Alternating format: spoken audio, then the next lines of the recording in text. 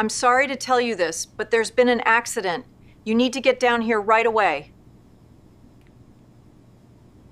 I want to ask you something. If you gave someone a house, not literally gave, but close enough if you sold it to them at half the market rate, covered the property taxes and the HOA and the insurance, handled every maintenance call, every burst pipe, every failed water heater for 9 years. And you did all of this because she was your sister and she needed it, and then you found out she had been renting it out on weekends, pocketing the money, running it like a business, in a property where her name was not on the deed, in a property where your name was on the mortgage. I want to know what your first feeling would be, not your second. Not the measured, reasonable response you'd construct after a few hours. The first one, the one that arrives before you can arrange your face.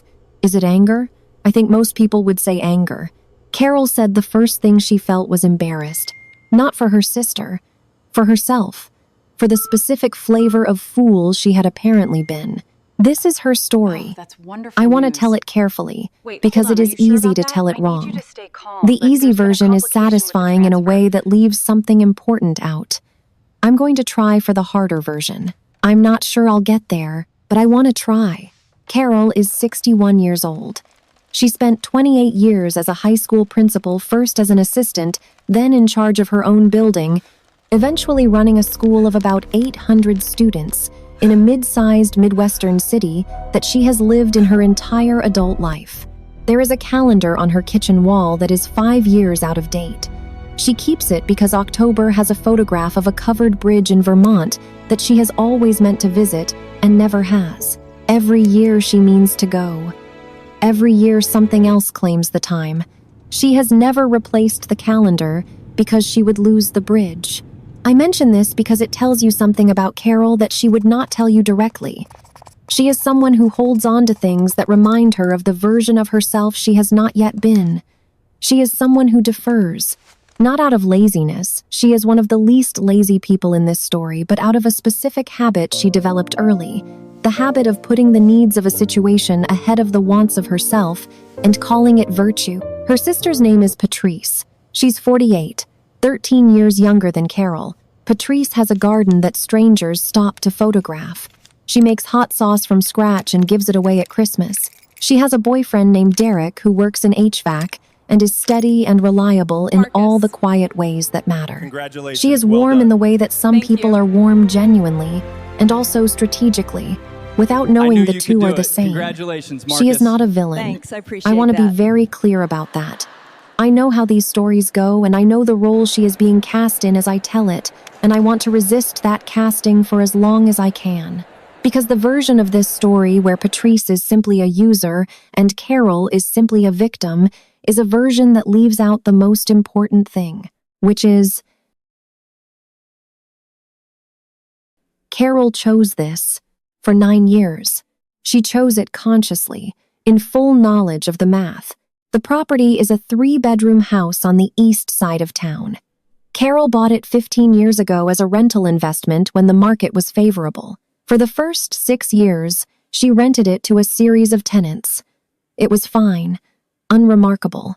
It generated income and she managed it at a low level of involvement as an asset. Patrice's situation changed 9 years ago. A relationship that had seemed stable collapsed with the specific speed of things that were never as stable as they appeared. Patrice needed somewhere to go. She had a son who was 10 years old. She had an income that was real but insufficient. Carol offered the house. She charged $400 a month. Market rate was $1,600.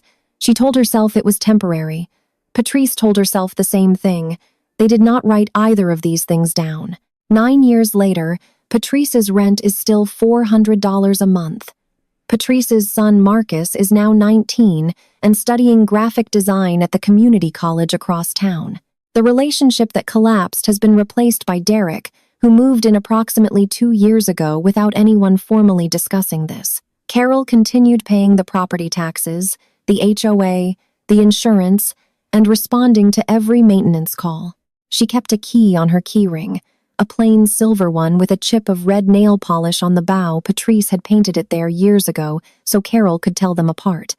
Carol has carried it every day for 9 years. She has never once used it without calling first. She had not kept a running total of what the arrangement cost her. She told me this. She said she hadn't wanted to look at the number because looking at the number would have required her to ask a question she didn't want to ask. I did the math. Over 9 years, the difference between $400 and $1,600 per month, plus taxes, HOA, insurance, and maintenance, somewhere between $180,000 and $220,000, depending on how you count. She did not know this number when the phone call came. She knows it now. It's a Thursday morning in early September. Carol is in her kitchen making coffee when her phone rings. The number is local, a 614 area code she doesn't recognize. She almost lets it go to voicemail. She picks up. The voice on the other end is a woman who introduces herself as the HOA property manager for the neighborhood where Patrice's house is located, Carol's house. She explains that there has been a formal complaint from a neighbor. There has been consistent short-term rental activity from the address strangers coming and going on weekends, noise on Friday and Saturday nights, unfamiliar cars parked on the street. The CC&Rs for your community prohibit short-term rentals, the woman says, not unkindly. I'm contacting you as the owner of record. We've been patient, but we're at the point where we'll need to issue a formal violation notice unless the activity stops. Carol says, I'm sorry, can you repeat that? Not because she didn't hear it. She heard it perfectly. She is a former principal. She has heard people say hard things with perfect clarity and ask them to repeat it anyway, buying herself 4 seconds. The woman repeats it. Carol thanks her. She says she will look into it immediately. She hangs up. She stands at the counter with her coffee. Still hot. She has not taken a sip. She opens a tab on her browser and types in the address of the house. She searches the major short-term rental platforms. She finds it on the second one she checks. Cozy 3BR near downtown, perfect for weekend getaways, hosted by Patrice. 42 reviews. Average rating of 4.7 stars. Fortitway. This had been running long enough to have 42 reviews. The listed price was $189 per night. The listing said the host was experienced and highly responsive. Long pause. Music drops away. Silence. Carol looked at the reviews for a long time. There was one that said, beautifully maintained home. Host was gracious and accommodating. The kitchen is fully stocked. We'll be back. The kitchen. That Carol had restocked after a pipe burst in 2021 and destroyed the original cabinetry. Fully stocked. Gracious and accommodating. She put her coffee down. She picked up the phone. She called Patrice. This is the place in the story where I want to slow down, because what Carol does next is what separates this story from the one you might expect. She does not wait. She does not compose herself for days and plan her response. She calls immediately, and this matters because it means she is not cold yet. She is still in the first feeling, the embarrassment. And underneath the embarrassment, something that hasn't named itself yet. Patrice picks up on the second ring. Hey, Care Bear. I just got a call from your HOA. A pause. Very brief. The pause of a person who was not quite ready to have this conversation but has been not quite ready for a while. Oh, Patrice says. Yeah, not a question. A confirmation. She already knows what Carol found. How long has this been running, Patrice? I was going to tell you. How long? About 1.5 years. Carol laughs. A single, involuntary sound. Not funny, just the body processing something the mind hasn't caught up with. Patrice, my name is on the mortgage. My name is on the insurance. If something happens to a guest in that house, if someone gets hurt, that's on me. Nothing is going to happen. We're careful. We clean it ourselves, Derek and I. You've been doing this for 1.5 years. I was just trying to make some extra income, Carol. The house was sitting empty on weekends. I own that house, Patrice. A beat. And then, I know you do. Her voice shifts, becomes smaller, harder. That's kind of the thing, isn't it? You own it. You've always owned it. I've lived there for 9 years and I've never owned anything about it. You could take it back tomorrow. Yes, that's correct. I could. So I found a way to feel like I had something that was mine. The guests don't even know the difference. A pause. I was going to tell you. I was trying to figure out how to... Then Derek's voice in the background, low, saying something Carol can't make out, and Patrice, muffled, as if she's put her hand over the phone, responding to him. When she comes back, Carol, can we talk about this in person? Derek thinks, I'll call you back, Carol says. She hangs up. She stands in her kitchen for a while. The calendar on the wall has its back to her from where she's standing. October's covered bridge, unseen. She does not call back that day.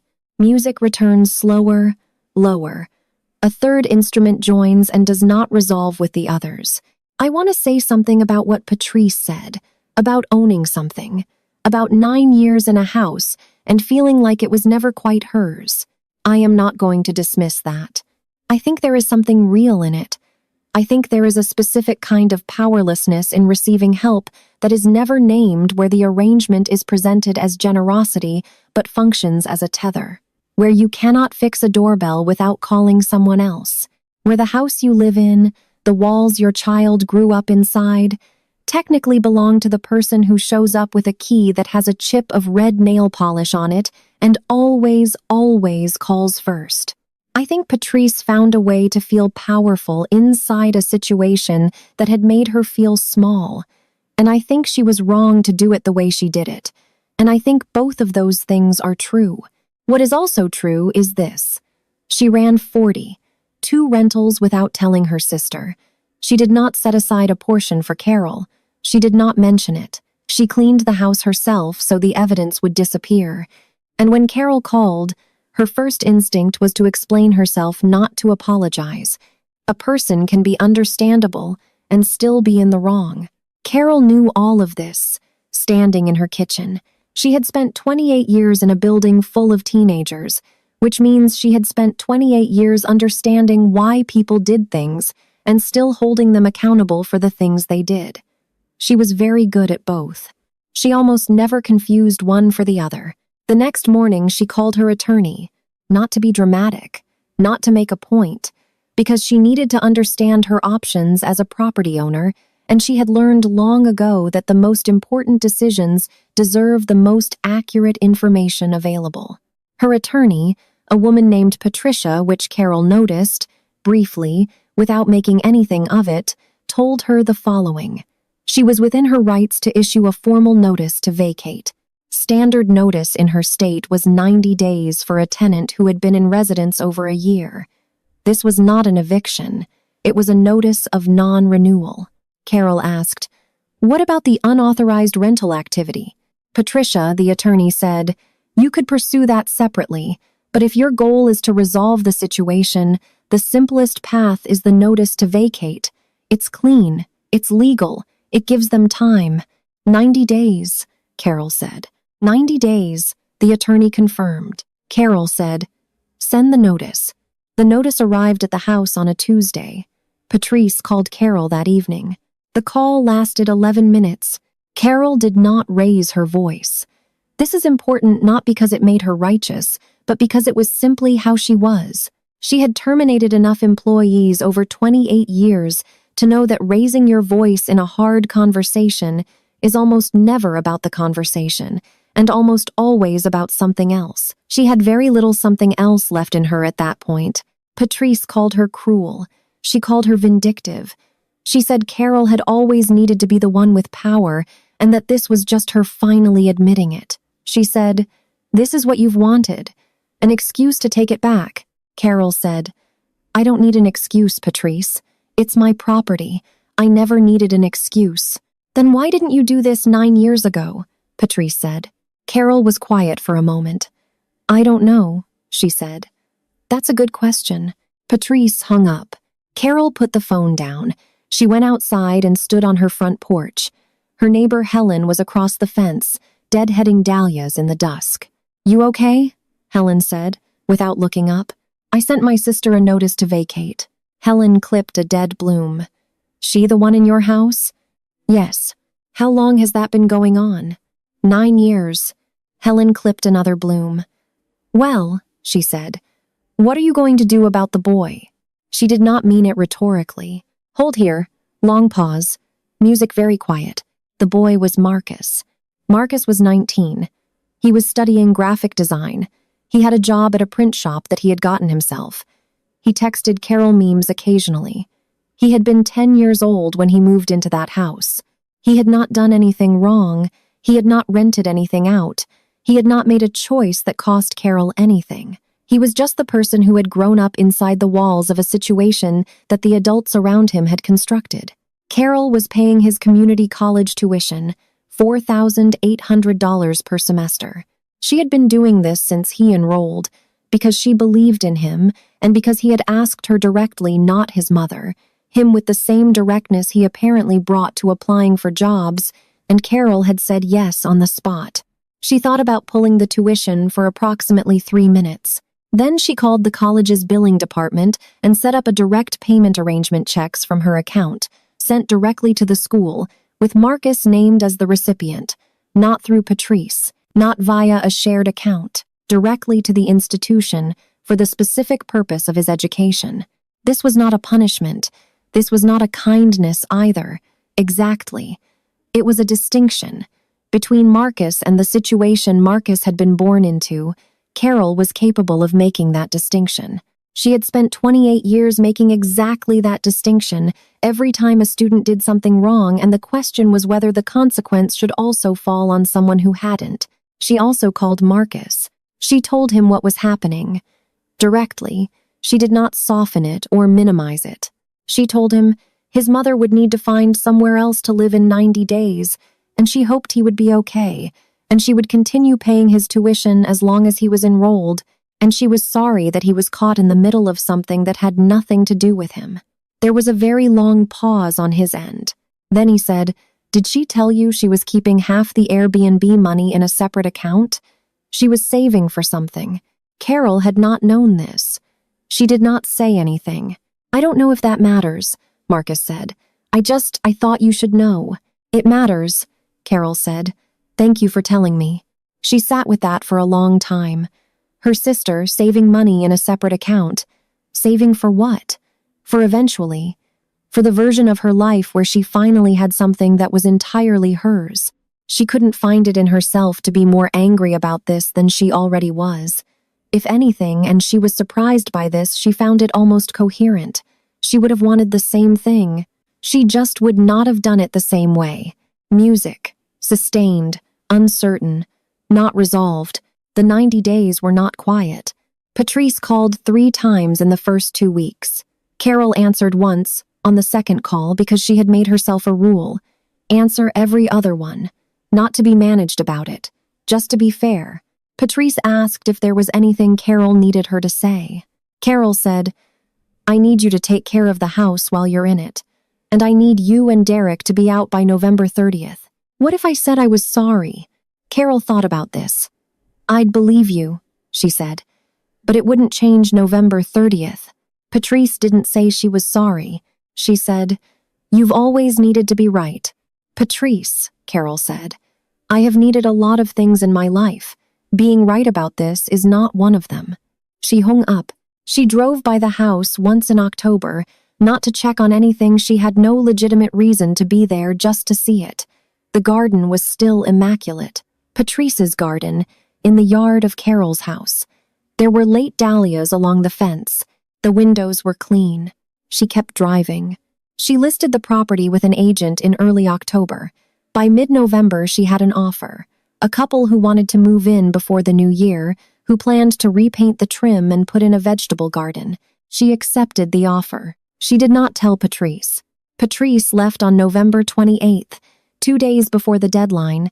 Carol knows this because Marcus texted her, "Mom and Derek got an apartment in Westerville. She wanted me to tell you she took good care of the place." Carol texted back, "Tell her I know." She drove to the house on December 1st. The closing was on the 15th. The house was clean. Not just cleaned before leaving clean. Actually clean. Patrice had washed the windows from the inside. She had touched up the paint in the hallway where Marcus's growth chart was still penciled on the wall, small marks, dated in Patrice's handwriting, from when he was 10 to when he was 14, and then they stopped. She had not painted over the growth chart. Carol stood in the hallway for a while. She took a photograph on her phone. She didn't know why. She just did. Then she walked through every room, and in the kitchen she found a note on the counter. 4 words on a piece of notebook paper, in Patrice's handwriting. I saved $22,000. Long pause. Music holds. She didn't write anything else. No explanation, no apology, no context. Just that. I saved $22,000. Carol folded the note and put it in her coat pocket. She picked up the spare key off the kitchen counter, the silver one with the red nail polish chip, and she put it in her pocket too. She locked the door from outside and drove home. Here is what I've been sitting with. Patrice saved $22,000, running an unauthorized rental in a house that wasn't hers, subsidized at below market rate for 9 years. She saved $22,000 out of what she made, which means she kept some and saved some and felt, for the first time in a long time, like she was building toward something. I don't know how to feel about that. I've thought about it for a long time and I still don't, because the $22,000 doesn't change the wrong. She rented out a house she had no right to rent. She put Carol at legal and financial risk without Carol's knowledge. She let 42 sets of strangers sleep in rooms that Carol had bought and insured and maintained. She let the HOA calls go to Carol's number. She let Carol carry all the weight of ownership while keeping the benefits of the income. None of that changes. And also, she saved $22,000. She found something inside a situation that had made her feel powerless, that she could point to and call her own. I'm not sure Carol should have forgiven her. I'm not sure I would have, but I'm also not sure forgiveness is the right frame for what happened here. Patrice didn't ask for forgiveness. She didn't offer an apology. She left the house clean and left a note that said she'd saved money. That's not a peace offering. That's an accounting. That's one person telling another person, I was here, I made something, now I'm gone. What does Carol owe that? I genuinely don't know. What I do know is the question I keep returning to, the one underneath all of this. If you help someone for 9 years without ever naming what the help is costing you, without ever asking what they are building toward, without ever having the honest conversation about what the arrangement means and what it expects of both of you, are you responsible, at least in part, for what grows in the silence? Patrice grew something in the silence. It was wrong. It was also, in some way, hers. I'm not saying that justifies it.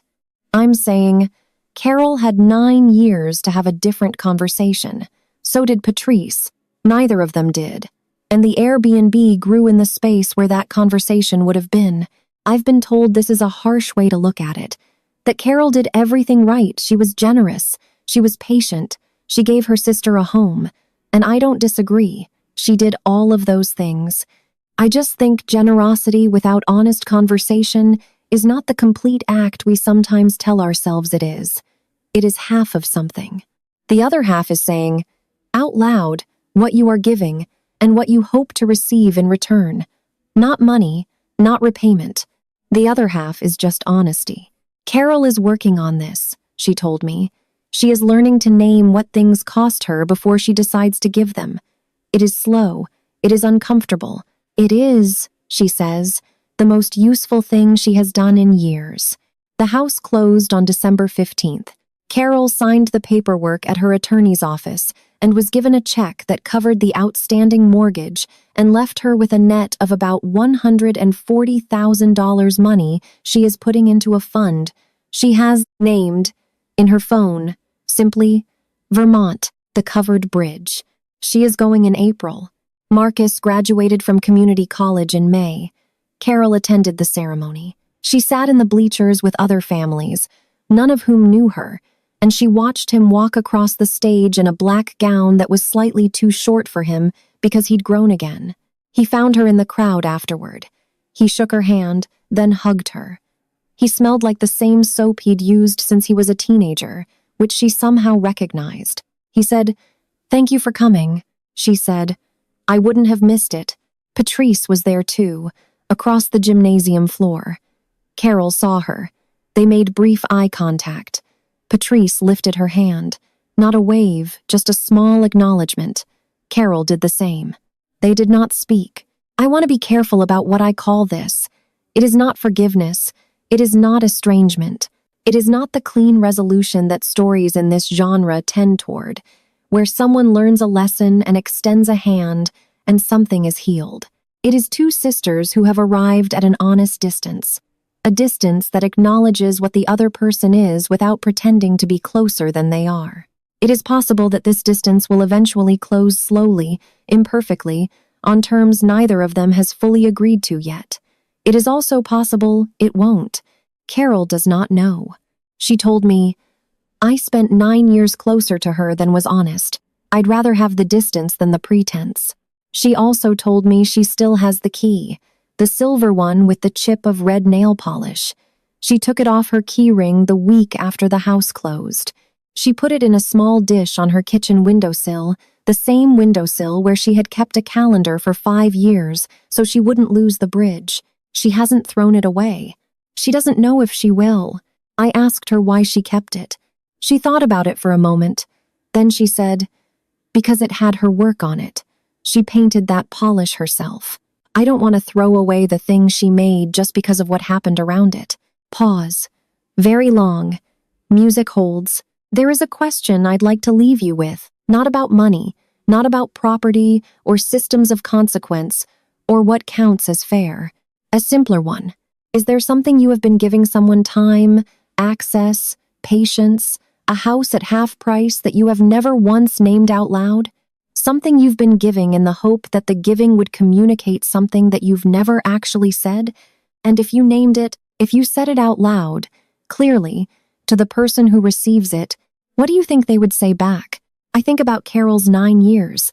I think about all the phone calls she returned and all the maintenance she arranged and all the invoices she paid without ever once saying, "Here is what this is. Here is what I'm doing. Here is what I'd like you to know about it." She didn't say it. Something filled the silence. It's worth thinking about what fills yours.